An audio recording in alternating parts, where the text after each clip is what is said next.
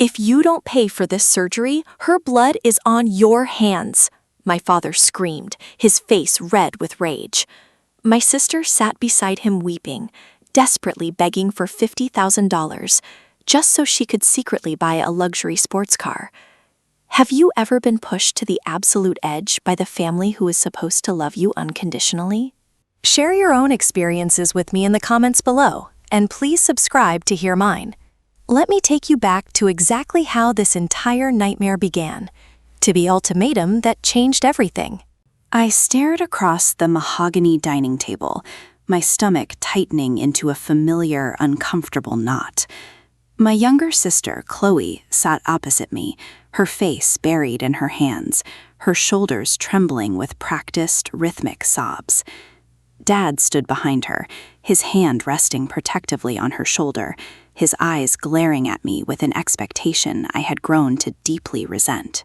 "It's $50,000, Maya," Dad said, his voice thick with a mix of plea and demand. "That's all it takes to save her life."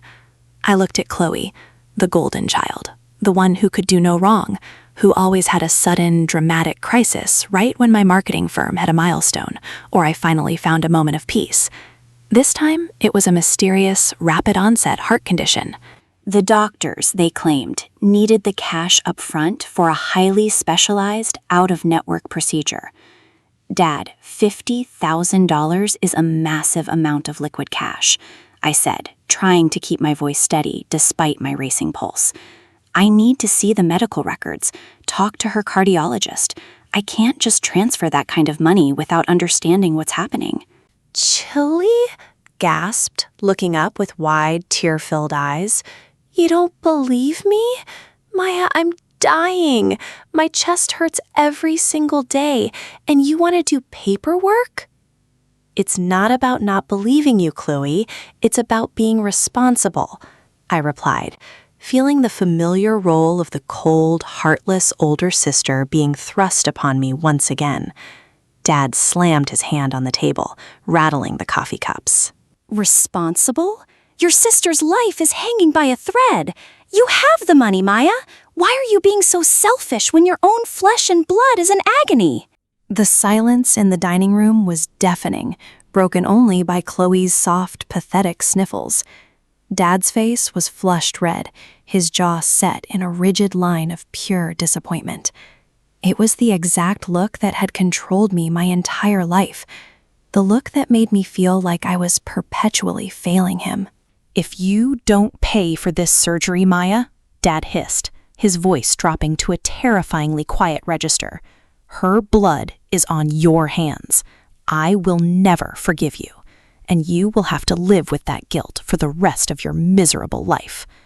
His words felt like a physical blow to my chest. The air in the room grew heavy, suffocating me.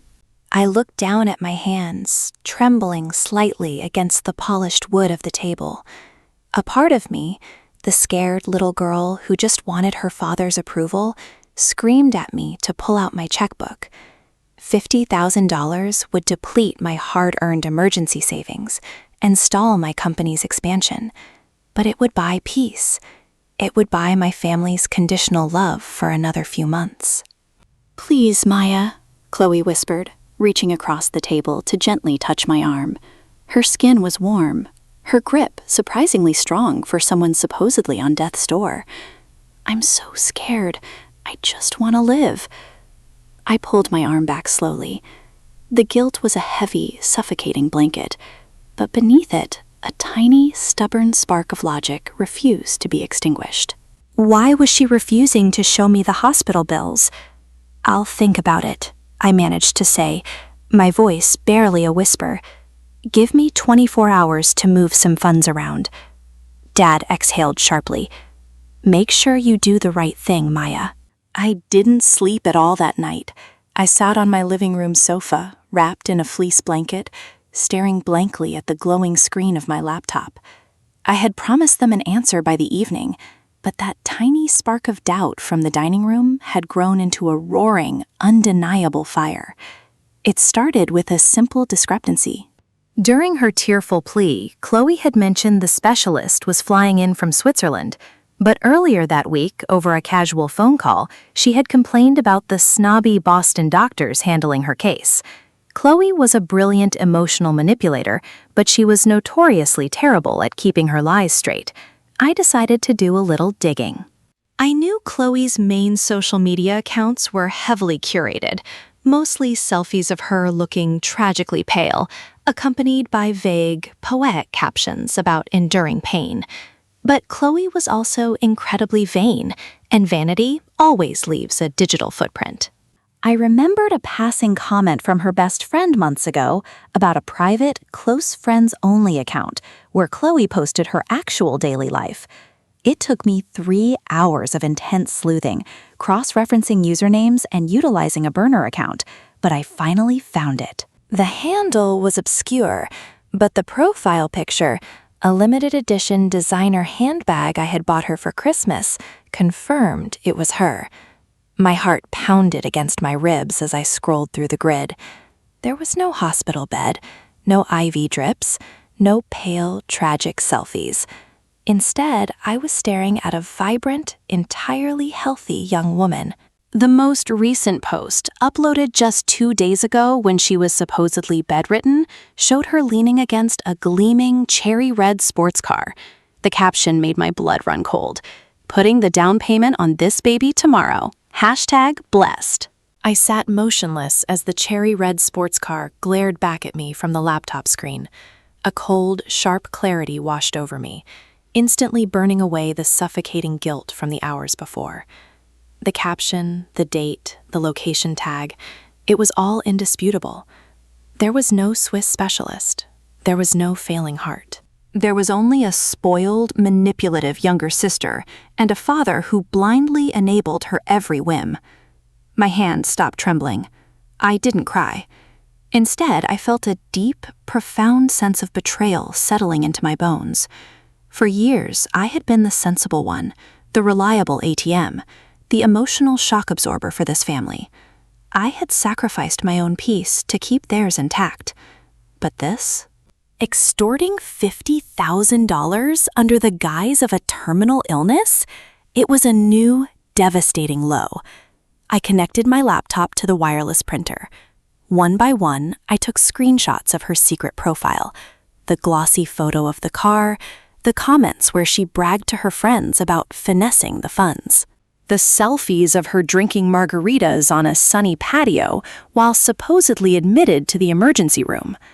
The printer whirred to life, spitting out pages of glossy, undeniable truth. While the pages piled up, I picked up my phone and scrolled to a contact I hadn't used in years, Arthur Pendleton. He was a retired financial fraud investigator who occasionally consulted for my marketing firm when we dealt with shady corporate accounts. He was sharp, intimidating, and owed me a favor. I typed out a quick message explaining the situation in brief, sterile terms. I needed him on standby. I needed a witness who couldn't be manipulated by my father's booming voice or Chloe's crocodile tears. The trap was meticulously set. The next morning, I sent a brief text to our family group chat. "I've moved the funds. Come over at noon to finalize the transfer." The response was almost instantaneous. Dad replied with a simple, "See you then," while Chloe sent a string of prayer hands and heart emojis. The sheer audacity of those little digital hearts made my stomach turn, but I maintained my composure. I spent the morning preparing my living room like a stage set. I cleared the glass coffee table, leaving only my leather-bound checkbook and a sleek silver pen sitting perfectly in the center. Beside them, hidden beneath a plain manila folder, rested the stack of freshly printed photographs. The air in my apartment felt heavy, charged with the kind of static electricity that precedes a massive thunderstorm. I paced the hardwood floor, rehearsing the conversation in my head. A part of me, the daughter who just craved a normal, loving family, grieved for the relationship I was about to permanently fracture. I knew that once I opened that folder, there was no going back. The fragile, toxic illusion of our family unit would shatter into a million irreparable pieces. But as I looked at the checkbook, representing years of my own long hours and sleepless nights building my business, the grief hardened into resolve. I was done being the villain in their manufactured tragedies. I was done being financially and emotionally drained to fund Chloe's lifestyle. At exactly 11:45 a.m., I received a confirmation text from Arthur. He was parked in the discreet black sedan across the street, watching my front door. He knew exactly what to do. At 11:58 a.m., the doorbell rang. I took a deep, shuddering breath, squared my shoulders, and walked toward the door to welcome the storm. I opened the door to find them standing on the welcome mat. Chloe was putting on an Oscar-worthy performance. She leaned heavily against Dad's arm, her face devoid of makeup, her hair messily tied back to emphasize a faux frailty. She even let out a small, breathless cough as she stepped over the threshold. "Oh, Maya," she whispered, her voice weak and trembling. "Thank you." I didn't think I was going to make it through the night. The chest pains were unbearable. Dad supported her weight, guiding her gently toward the living room sofa. He looked at me with an expression that was supposed to be gratitude, but still carried a sharp edge of expectation. "You made the right choice, Maya. Family always comes first." "I knew you wouldn't let your sister down when it truly mattered." I closed the door silently, locking it with a satisfying click.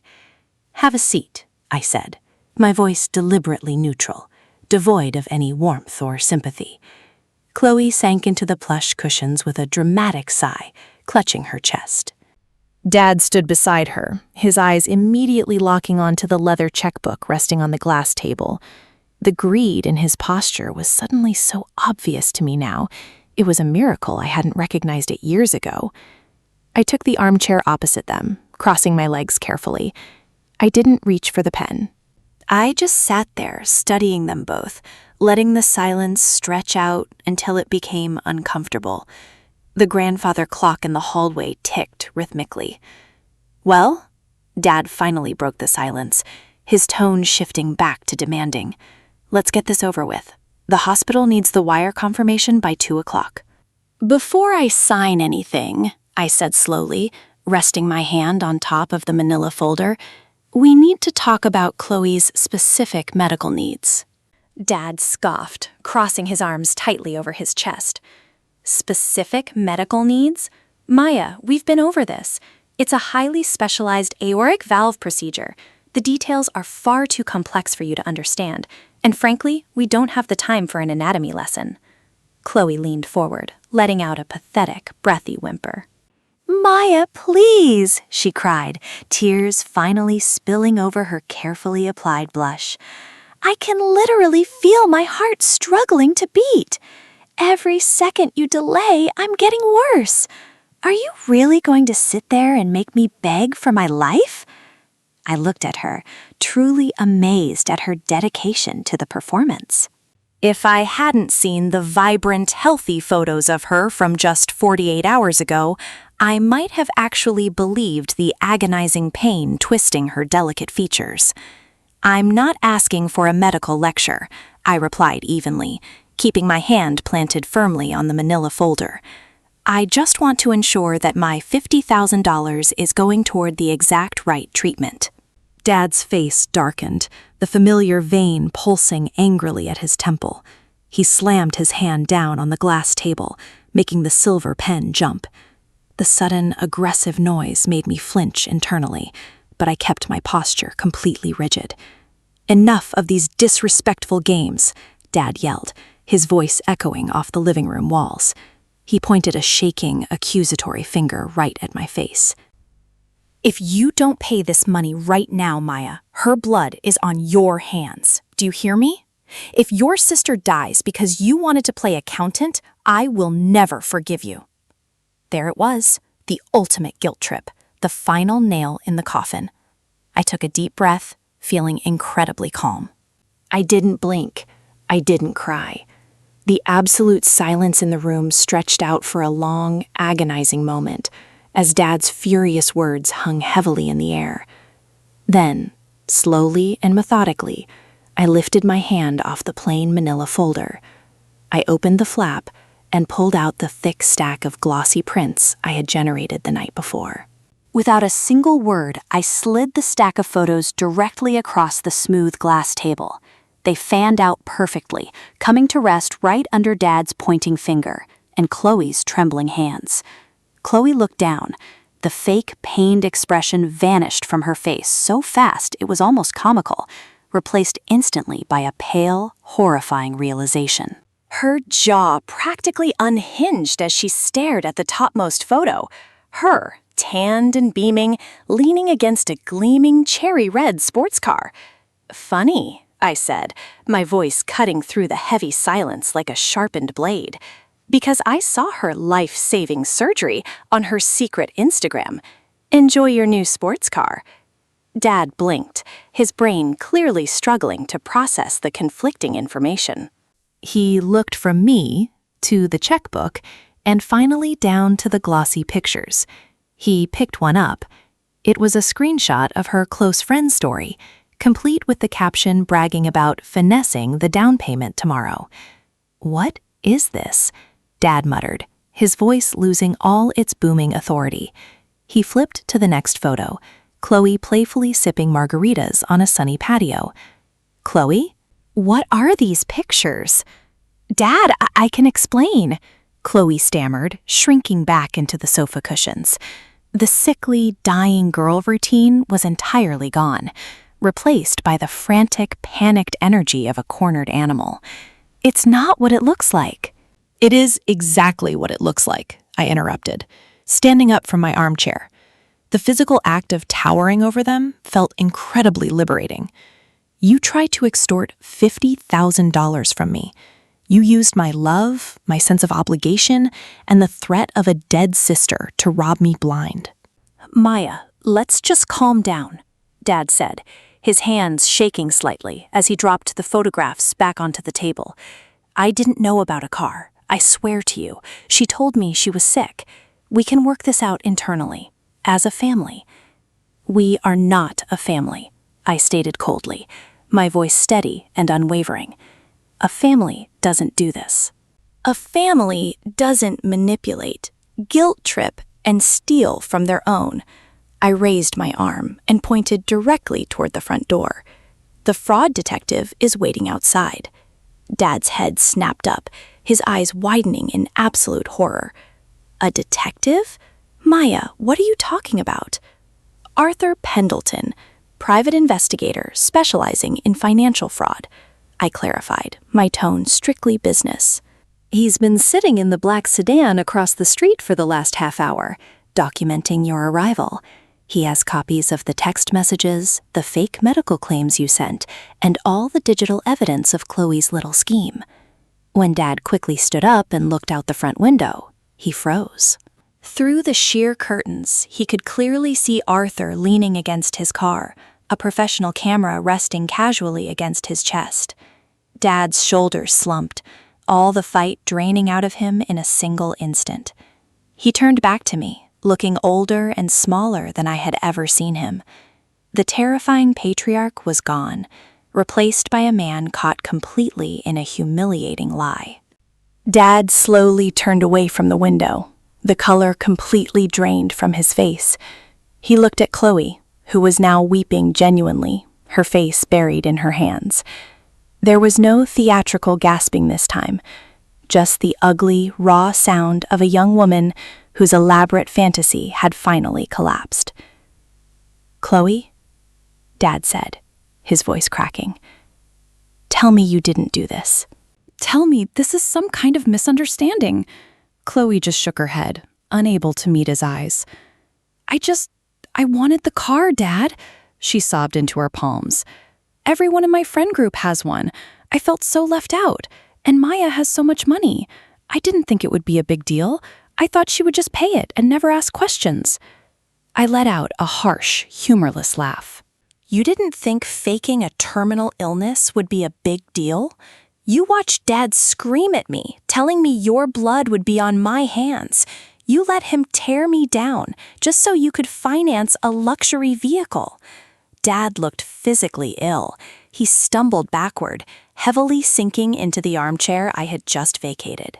For the first time in my 30 years of life, the imposing, unshakable patriarch of our family looked entirely broken. He had enabled her behavior for decades, always shielding her from consequence. And now, the monstrous reality of what he had created was staring him right in the face. "I'm sorry," Chloe whimpered, looking up at me with tear-streaked cheeks. "Maya, please, don't let that detective arrest me. I'll delete the Instagram account. I won't buy the car. Just please don't ruin my life." "You ruined your own life, Chloe," I replied coldly. The oppressive silence in the living room was punctuated only by Chloe's desperate, ragged breathing. She looked frantically between Dad and me, waiting for someone to step in and fix the mess she had made, just as we always had. But Dad remained slumped in the armchair, staring blankly at the floorboards, completely immobilized by the realization of his own parenting failures. "I'm not sending Arthur in to arrest you," I finally said, watching Chloe's shoulders drop in a massive wave of relief. But before she could formulate a thank you, I raised my hand. "However, this is the end. There are no more bailouts. There is no more emergency fund. No more paying your rent when you spend your paycheck on designer clothes, and absolutely no more emotional blackmail." I turned my gaze to Dad. He slowly lifted his head, his eyes red-rimmed and filled with a profound, unspoken regret. "And you," I said, my voice softer but equally firm, "you weaponized my love for this family. You were willing to let me bankrupt my future without a shred of proof, all because you couldn't bear to say no to her. You allowed her to become this person." "Maya, I didn't know," Dad whispered, his voice trembling. "I swear on my life, I thought she was dying." "But you didn't care enough to verify it," I countered. "You just saw an opportunity to make me play the hero and foot the bill. From this moment on, I am officially resigning from my role as this family's financial safety net and emotional punching bag. The bank of Maya is permanently closed." I gathered the glossy photographs from the glass table, tapping them into a neat, uniform stack. I slid the stack of photos and the manila folder into Dad's lap. He looked down at them as if they were physically burning him. "Take these," I instructed, my tone leaving zero room for negotiation. "Take them and take your daughter home. You two have a lot to talk about, and frankly, I have a business to run." Chloe stood up, her legs trembling. She looked at me, her eyes pleading for a sliver of the sisterly warmth I had freely given her for years. "Maya, are we ever going to be okay? Am I ever going to see you again?" I looked at her, truly seeing the frightened, insecure girl beneath the layers of manipulation and entitlement. A small ache throbbed in my chest, the enduring, stubborn love of an older sister, but I refused to let it override my boundaries. "I don't know, Chloe," I answered honestly. "Right now, I need space. You need to figure out how to be an adult who doesn't rely on lying to survive, and Dad needs to figure out how to stop enabling you. Until that happens, we have nothing left to discuss." Dad slowly pushed himself up from the chair. He didn't yell. He didn't issue any ultimatums. He simply put his arm around Chloe's shoulders, not to support a dying girl, but to guide a deeply flawed one to the door. "I'm sorry, Maya," Dad said softly as he turned the doorknob. It was the first time I had ever heard him apologize to me in my entire life. "Goodbye, Dad," I replied. The door clicked shut behind them. I walked to the window and watched them get into his car, Arthur's black sedan pulling away seconds later. Finally, my apartment was completely quiet. The first few days after I closed that door were the hardest.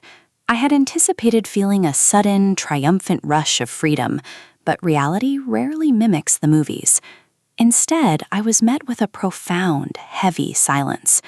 For years, my phone had been a constant, unpredictable source of anxiety, buzzing incessantly with Chloe's latest manufactured crisis or Dad's urgent, booming demands. Now, the glowing screen remained completely blank. To ground myself during the long afternoons, I spent hours sitting by my living room window.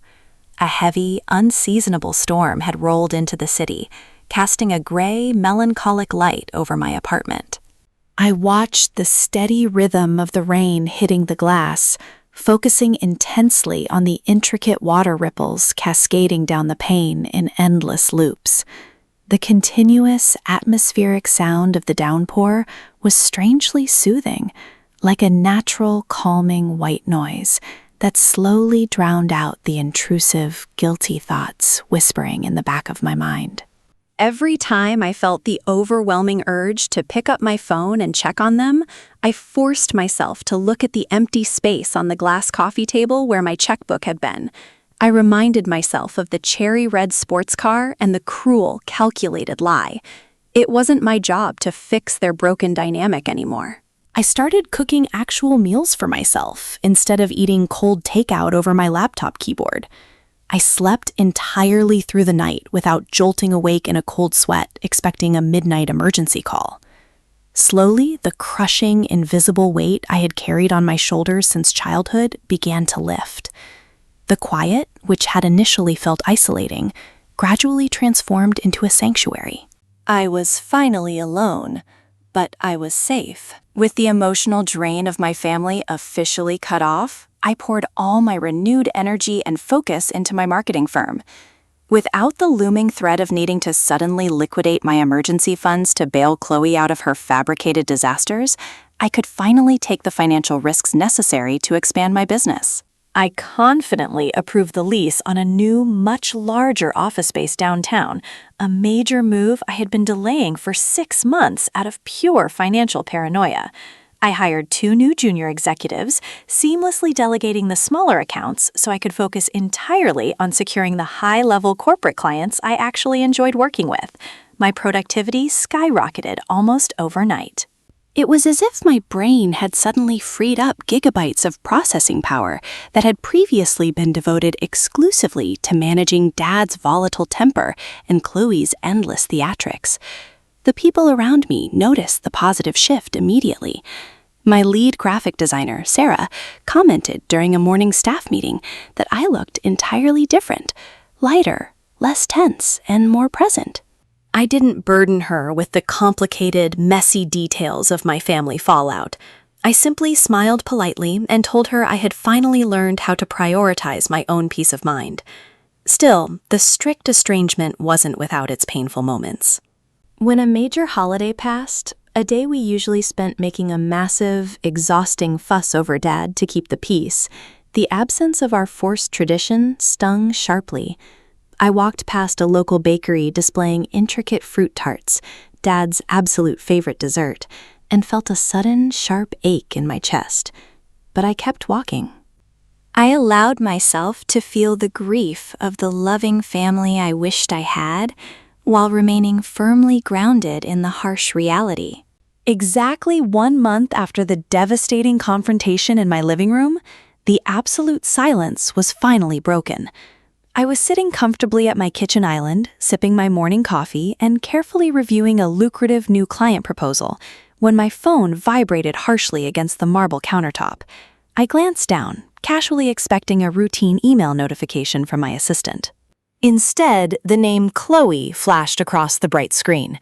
My heart instantly skipped a beat, a primal, deeply conditioned response to years of managing her endless emergencies.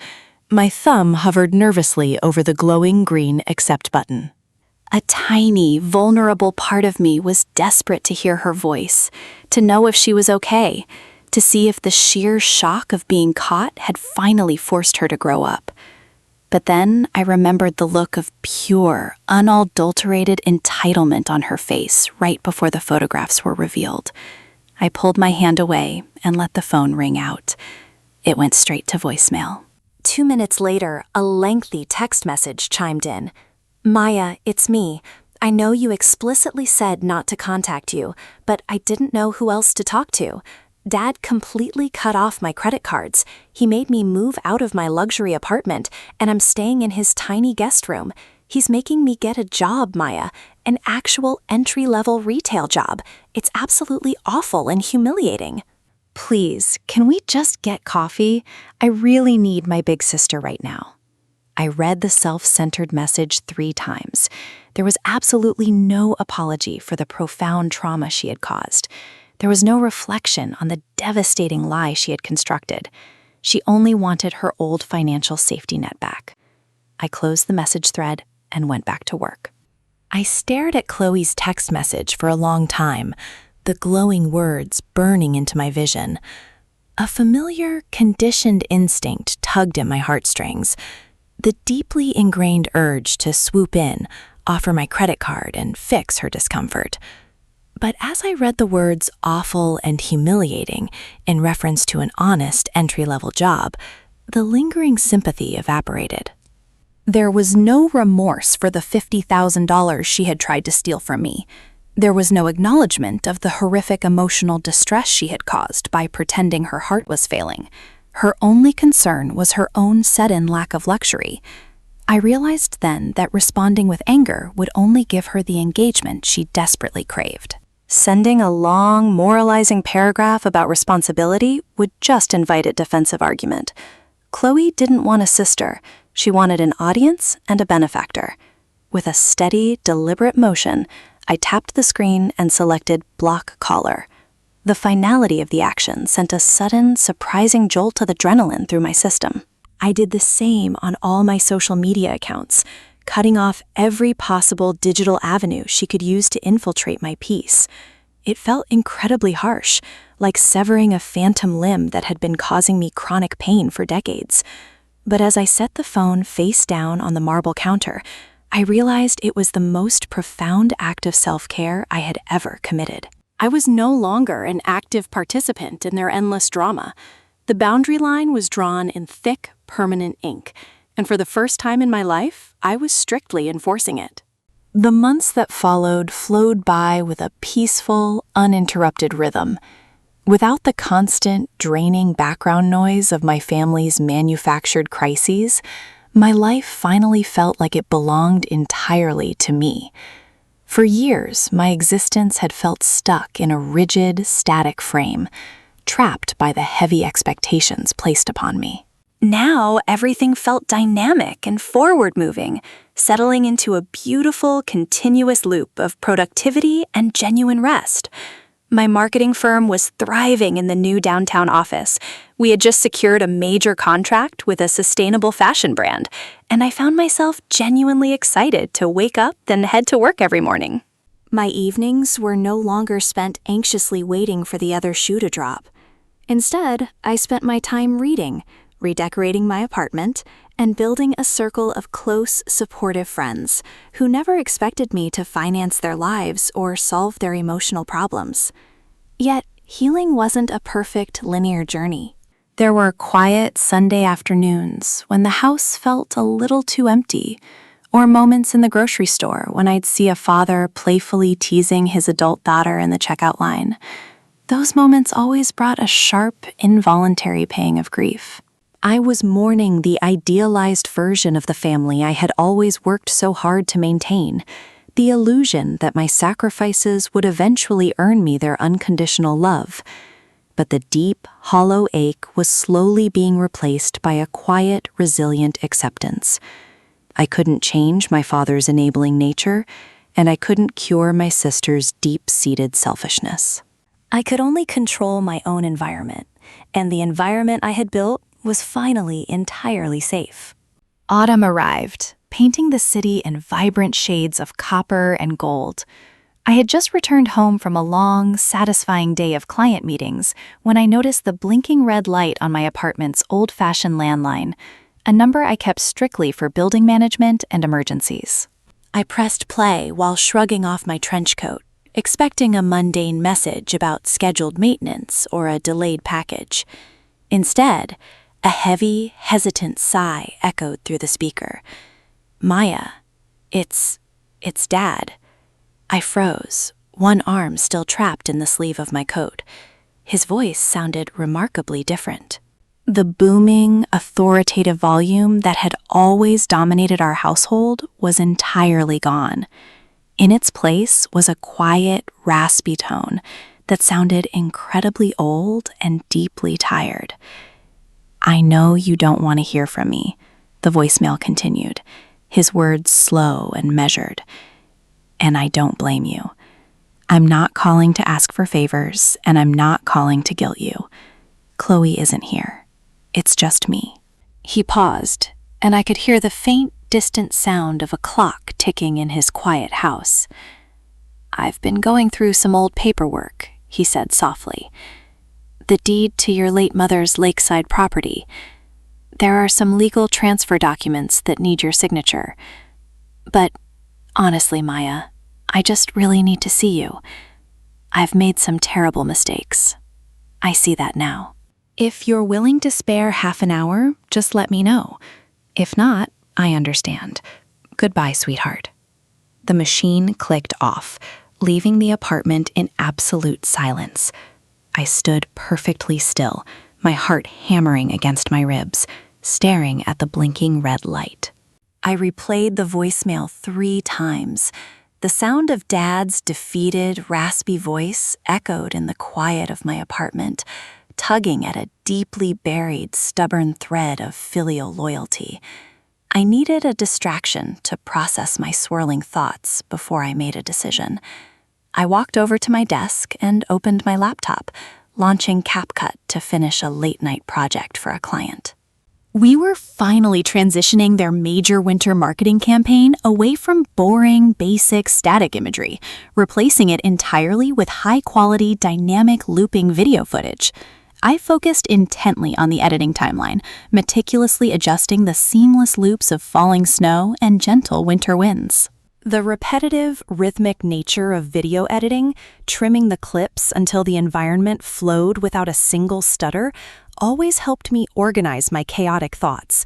It was a digital world, entirely within my control, unlike my messy, unpredictable family. As I watched the snow loop perfectly on my screen, I realized I couldn't just ignore the legal reality of the situation. The lakeside property had belonged to my mother, a quiet, peaceful refuge we used to visit before she passed away, and the family dynamic warped into its current toxic state. I couldn't let my lingering anger at Dad and Chloe forfeit my legal connection to her memory. Furthermore, Dad hadn't demanded my immediate presence or yelled an ultimatum. He had politely asked, leaving the choice entirely up to me. That subtle shift in his approach was significant. I closed the editing software, picked up my cell phone, and typed out a brief, sterile text message. I agreed to meet him to sign the papers, but strictly on my terms. I chose a busy, brightly lit coffee shop halfway between my downtown apartment and his suburban house. Neutral ground. I arrived 15 minutes early, securing a small round table near the back where I could quietly observe the entrance. My pulse fluttered with a nervous, unpredictable rhythm, a physical reminder of the deep anxiety this man had instilled in me for 3 decades. I ordered a black tea, wrapping my hands around the warm ceramic mug in a desperate attempt to stop my fingers from trembling. At precisely 2 o'clock, the bell above the glass door chimed. Dad walked in. I almost didn't recognize him at first glance.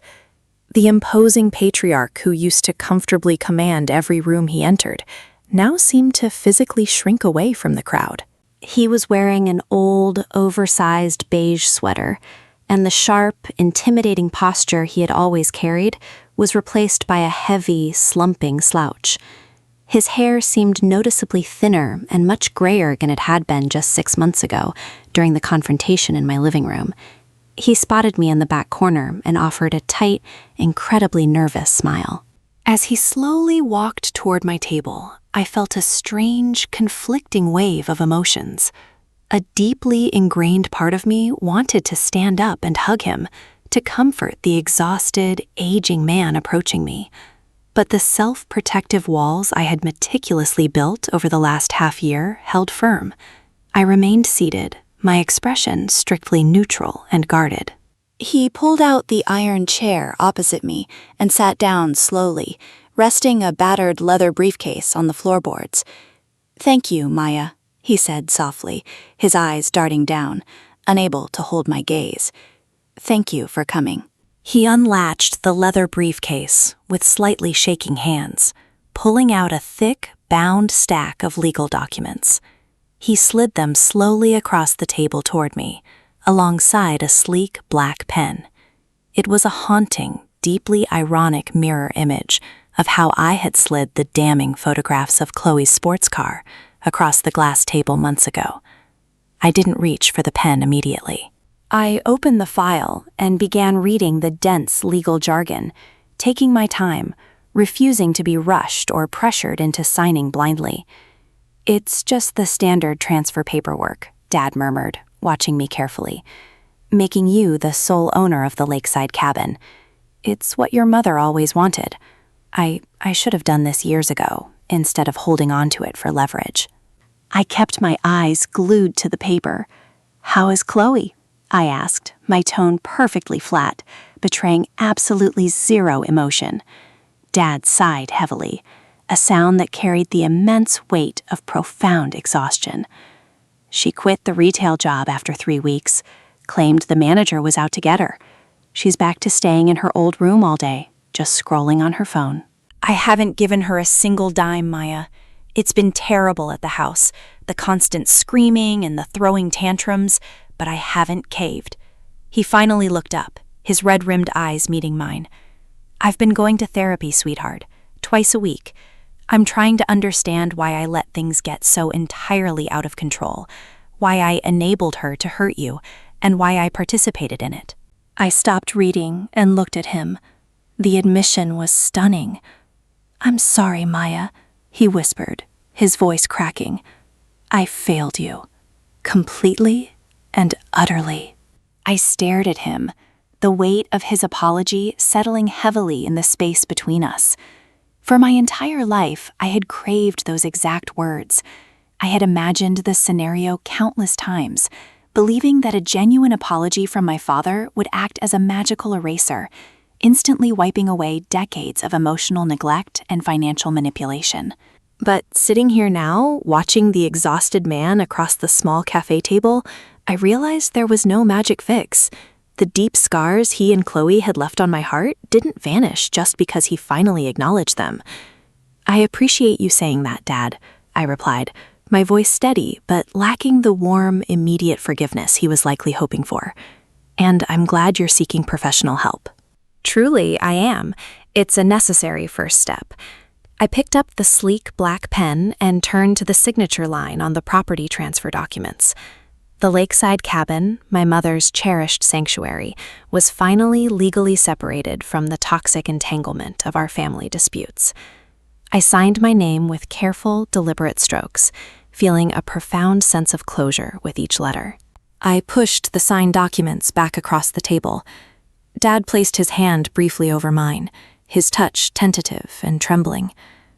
"Does this mean, is there a chance we can fix this, Maya?" he asked, his eyes pleading for a lifeline. I gently pulled my hand away, sitting back and folding my arms. "It means I'm listening, Dad, but trust isn't a switch you can just flip back on." "You allowed a terrifying dynamic to rule our household. Rebuilding anything between us is going to take a lot of time, and it has to be entirely on my terms. No unannounced visits, no asking for money, and I will not speak to Chloe." Returning to my apartment, I felt a strange, quiet sense of victory. The heavy anchor of the past was finally severed, and I threw myself back into the comforting rhythm of my marketing agency. Work had always been my safe harbor, the one place where strict boundaries yielded predictable, positive results. The next morning, I sat at my desk reviewing a major new campaign for a tech client. We were developing a streamlined, podcast-style visual format to drastically reduce their weekly editing time. I carefully inspected the prototype, a female character, specifically redesigned from our original male concept to better fit the brand's target demographic, speaking into a sleek studio microphone. The microphone was strategically positioned to intentionally obscure her mouth and lower face, simplifying the audio synchronization process while maintaining a highly professional, modern aesthetic. It was an elegant, efficient solution, and watching the final render export gave me a deep sense of professional satisfaction. Later that afternoon, I initiated a massive digital cleanup of our agency's portfolio. I privated the vast majority of our older, outdated video campaigns that no longer reflected our current premium brand standards. I was ruthless in my curation, keeping only our top-performing content public, specifically 2 massive campaigns that had generated thousands of hours of engagement and cemented our industry reputation. It felt incredibly therapeutic to scrub away the past, maintaining only the successful foundations that had proven their true value over time. Just as I clicked the final confirmation button, my phone lit up with a brief notification. My heart gave a momentary flutter, but it wasn't a desperate plea or a manufactured emergency. It was a simple, short text message from Dad, strictly adhering to the boundaries we had set the day before. I unlocked my phone and read the message. Just wanted to let you know the property documents were filed successfully today. Have a good week at work. Love, Dad. There were no hidden agendas, no emotional hooks, and no passive-aggressive mentions of Chloe's latest grievances. It was just a simple, straightforward update. I took a deep breath, letting the tension slowly drain from my shoulders. I didn't reply immediately. I let the message sit there for an hour, proving to myself that I was no longer chained to the anxious urgency of responding to him. When I finally did type back a brief, "Thank you, you too," it felt like a monumental shift in our power dynamic. Over the next few weeks, this became our new, fragile routine. Dad would text me once a week, usually a brief, innocuous update about the weather or an article he read that reminded me of my business. Sometimes I replied. Sometimes I simply reacted to the message with a polite thumbs-up emoji. He never pushed for more, and he never violated the strict boundary regarding my sister. According to brief conversations with my aunt, Chloe was still living at home, struggling immensely to adapt to a life where her tears no longer functioned as currency. Without me there to absorb the shockwaves of her selfishness, Dad was finally forced to deal with the reality of the daughter he had enabled. It sounded exhausting, and for the first time in my life, I felt no guilt whatsoever about not being there to save them. The winter holidays were rapidly approaching, a time of year that used to fill me with a deep, suffocating dread. But this year, I was planning a quiet, peaceful retreat to my newly acquired lakeside cabin. The drive up to the lakeside cabin was the first time I felt genuinely festive in years. Instead of dreading a chaotic holiday dinner filled with subtle jabs and financial extortion, I was actually looking forward to absolute solitude. The cabin, perfectly nestled against a frozen lake and surrounded by towering pines, was exactly as I remembered it from my childhood. The air was crisp, biting, and incredibly refreshing. Once I got the old stone fireplace roaring, I wrapped myself in a thick wool blanket and sat by the large picture window in the living room. Outside, a heavy, gentle snowfall had begun. I watched the flakes drift down in perfect, mesmerizing loops, settling onto the frosted glass and the hardened earth. I loved this atmospheric, natural white noise. The sound of the wind sweeping across the frozen water was deeply soothing, grounding me in the present moment. There was no Wi-Fi out here, and my cell service was limited to a single, unreliable bar. I spent the next 2 days entirely disconnected, reading old paperback novels I found on my mother's dusty bookshelves and drinking copious amounts of hot spiced tea. The profound, uninterrupted silence was a balm to my frayed nerves. I didn't feel lonely. I felt beautifully restored. I was finally experiencing the holidays not as an emotional minefield to survive, but as a season to genuinely enjoy. But, of course, my newfound tranquility was bound to be tested. On the late afternoon of Christmas Eve, as I was preparing a modest holiday dinner for one, the sharp, unexpected crunch of heavy tires on the snowy gravel driveway completely shattered my peaceful sanctuary. My heart instantly leaped into my throat. Dad and I had a strict, explicit agreement: no unannounced visits under any circumstances. Had he broken his promise the moment the holidays arrived? I walked cautiously to the front window, peering through the frosty glass. It wasn't Dad's reliable, polished SUV parked near the snowbank. It was a beat-up, rusted sedan I didn't recognize at all. The driver's side door creaked open, and a figure stepped out, pulling a thin winter coat tightly around herself. It was Chloe. She looked entirely out of her element, shivering violently in the freezing wind, her inappropriate designer boots sinking deep into the ankle-high snow. She didn't have her usual perfectly styled hair or flawless glowing makeup. She looked genuinely tired, small and frightened as she trudged up the wooden steps to the porch. She raised her trembling fist and knocked softly on the heavy oak door. I stood frozen in the hallway. A massive, suffocating wave of conflicting emotions slammed into me. This was the ultimate test of my boundaries. My immediate instinct, the deeply ingrained older sister programming that had dictated my life for 30 years, screamed at me to throw open the door, pull her into the warmth, and fix whatever self-inflicted disaster had brought her here. But I forced my feet to stay planted on the floorboards. I remembered the shiny cherry-red sports car. I remembered the devastating, calculated lie about her failing heart. I took a deep, steadying breath, walked over to the door, and slowly unlocked the deadbolt. But I didn't open it wide. I opened it just a few inches, keeping the heavy brass security chain firmly engaged. "Maya!" Chloe gasped through the narrow opening, her teeth chattering loudly in the frigid air. "Please, let me in. It's freezing out here." "How did you know I was here, Chloe?" I asked, keeping my voice perfectly level, refusing to let any warmth or sympathy bleed into my tone. "I heard Dad talking to his therapist on the phone," she admitted, hugging herself tightly against the biting wind. "Maya, I had to see you. Dad kicked me out, like officially. He said if I didn't get a job and start paying him rent by yesterday, I had to leave. I had to beg to borrow a friend's old car just to drive up here. I have absolutely nowhere else to go. I have no money for a hotel."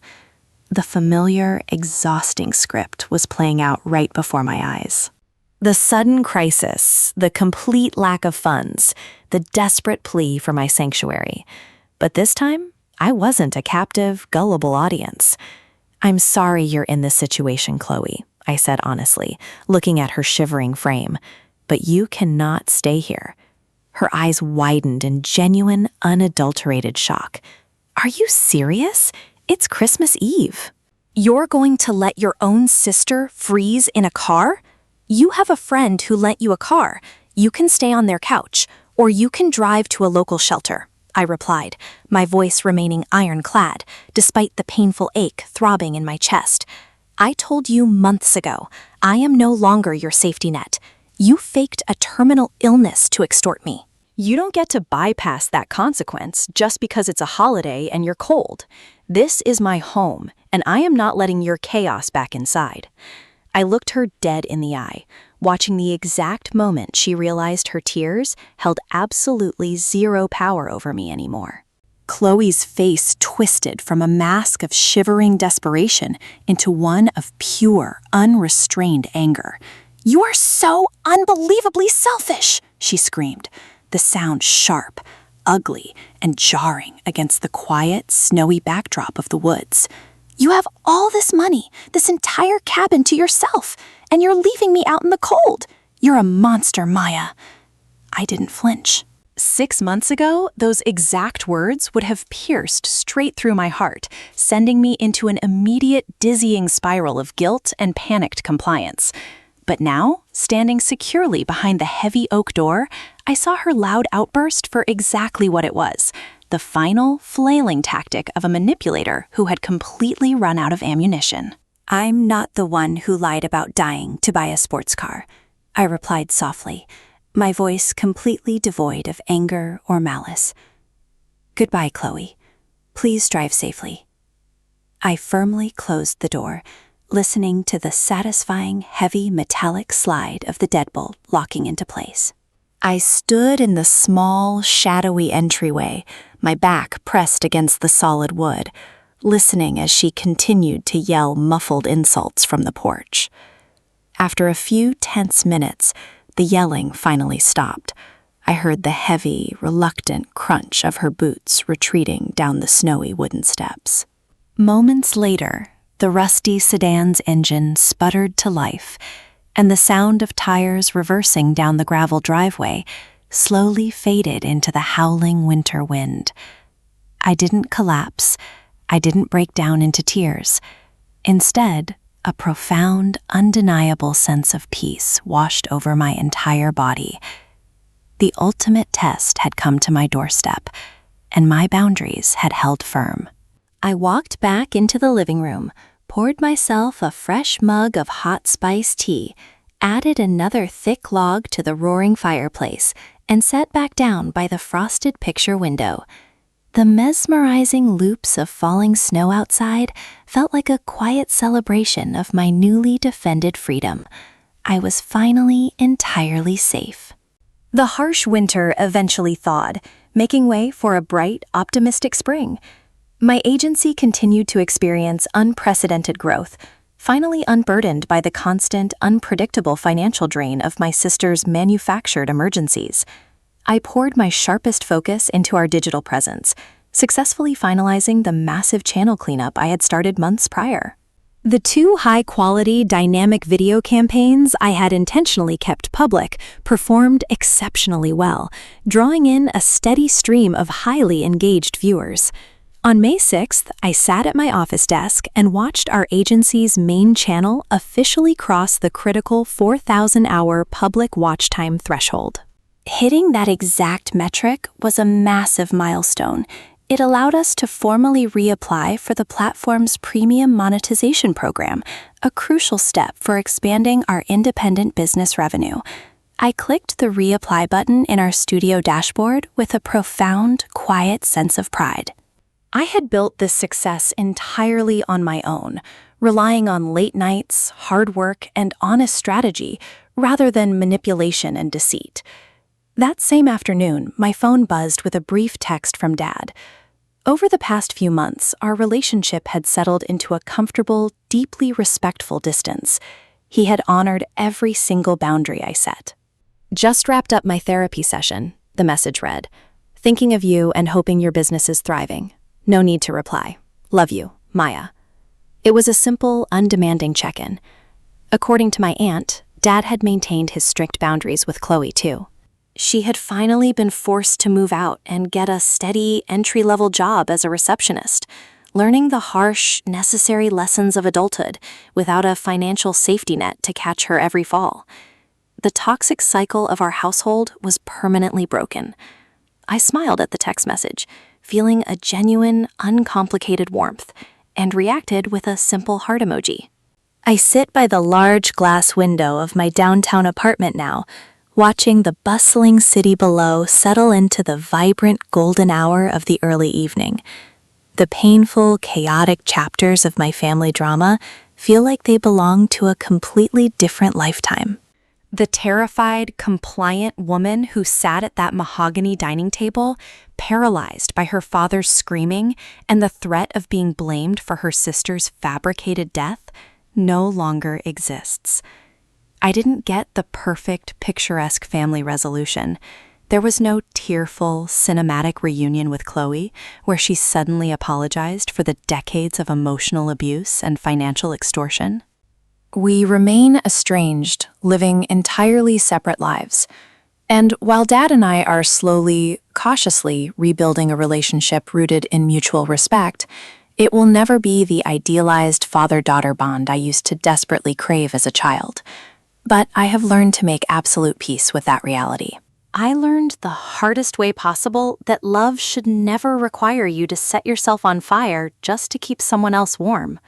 I stopped being the designated shock absorber for my family's endless dysfunction and finally became the confident author of my own life. My home environment is wonderfully calm, my business is thriving beyond my wildest expectations, and the quiet, solitary spaces in my days are no longer filled with dread or anxiety, but with genuine, uninterrupted peace. Sometimes the most profound act of love you can offer your family is walking away, forcing them to finally face the natural consequences of their own actions. I closed the bank. I locked the door, and in doing so, I finally set myself free.